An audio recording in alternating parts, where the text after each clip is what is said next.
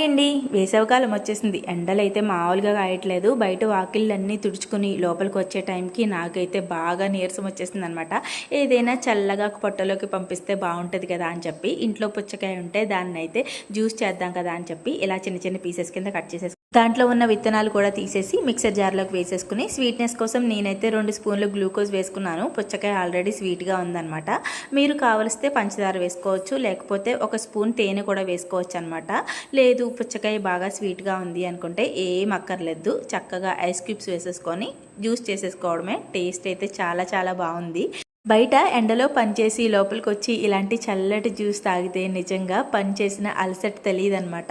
ఇంకా నేను ఒక గ్లాస్ లాగించేసి మా ఆయనకు ఒక గ్లాస్ ఇచ్చాను అనమాట. కొంచెం జ్యూస్ మిగిలితే పిల్లల కోసం ఐస్ బాక్స్లో వేసి ఐస్లు అయితే రెడీ చేశాను. మా లక్కోడైతే తాగుతుంది, మా వాడైతే తాగడు తిండు, అందుకని ఇలా చేశాను అనమాట. మీకు నచ్చిందా కామెంట్ చేయండి. అలాగే ప్లీజ్ వీడియోని లైక్ చేయండి.